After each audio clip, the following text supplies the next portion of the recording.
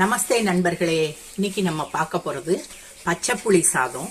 அதுக்கு நான் கொஞ்சம் பெருங்காயம், கட்டி பெருங்காயமும், ஒரு 6 மிளகா வத்தலும், ஒரு சொட்டு எண்ணெய் விட்டு வறுத்துக்கிறேன். சாதம் ஆல்ரெடி வடிச்சு வச்சுட்டேன். ஒரு டம்ளர் அக்ஷயம் பொன்னி ஒரு மணி நேரம் ஊற வச்சு 100 கிராம் அரிசிக்கு 150 கிராம் தண்ணி விட்டு கொஞ்சமா உப்பு போட்டு வடிச்சு வச்சுட்டேன்.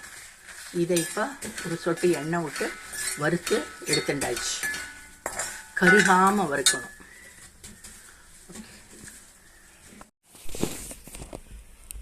கருப்பு எள்ளு ஒரு 3/4 டேபிள் ஸ்பூன் இருந்தது. அதில் நடுவில் கொஞ்சோண்டு வெள்ளை எள்ளு சிந்திருக்கு. எல்லாத்தையும் போட்டு படப்படன்னு விரிக்கிற மாதிரி வறுத்துக்க போகிறேன். எண்ணெய் விட வேண்டாம். இந்த இழுப்பு சட்டியில் இருக்கிற எண்ணெய் பசையே போதும்.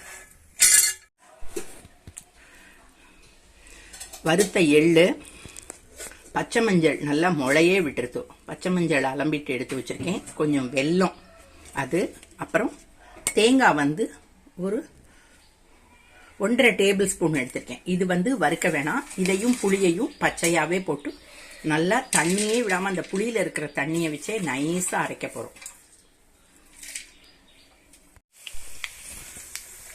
திருப்பி இழுப்ப சட்டியில எண்ணெய் ஊற்றி சாத்துக்கு தாளிச்சுக்கிறோம். கடுகு, உளுத்தம்பருப்பு, கடலைப்பருப்பு, அப்புறம் கருகப்பிலை, நிலக்கடலை, கொஞ்சோண்டு முந்திரி பருப்பு போட்டு நல்லா செவக்க வறுக்கிறோம்.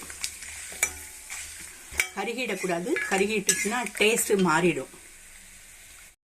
இதோ கொஞ்சம் அடியில் நல்லெண்ணெய் தாளிச்சோம் இல்லையா, அதில் சாதம் போட்டுட்டு அதுக்கப்புறம் இந்த அரைச்ச விழுத போட்டிருக்கோம். திருப்பி மேலே சாதம் போட்டு நல்லா மூடி வச்சிட போகிறோம். இந்த சூட்டில் தான் அதுக்கு மேலே இந்த பொடியை போட போகிறோம். பொடியை போட்டுட்டு இந்த சூட்டில் தான் அந்த சாதம் வேகணும். பச்சை புளி வாட போகணும், இல்லாட்டி வயிற்றால போயிடும். நம்ம மேலே வச்சிருந்த பொடியையும் போட்டு, அந்த திரிச்சு வச்சிருந்த பொடியையும் போட்டு நல்லா 15 நிமிஷம் மூடி வச்சிருந்தோம். இப்போ நல்லா அடிக்கும் திளைக்கும் கிளறிட்டு பார்ப்போம். நல்லா அந்த பொடியையும் போட்டு வச்சிருந்தோம் இல்லையா, நல்லா அந்த புளி வாசனை போயிடுச்சு. நல்லா இருக்கு. புளிப்பும் உரப்பும் கம்மியா இருக்கு. பட் ரொம்ப நல்லா இருக்கு. ஊற தெரியுமோ என்னமோ தெரியல. அரைச்ச விழுதுல ரொம்ப தெரியல, அதை விட இதுல தெரியறது.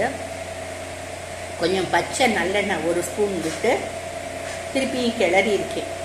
இந்த வீடியோ உங்களுக்கு பிடிச்சிருந்ததுன்னா லைக் பண்ணுங்க, ஷேர் பண்ணுங்க, கமெண்ட் பண்ணுங்க, மறக்காம சப்ஸ்கிரைபும் பண்ணுங்க. இதுக்கு வடம், வத்தல், அரிசி அப்பளம், ஜவ்வரிசி வடம் ரொம்ப ரொம்ப ஆப்டா இருக்கும்.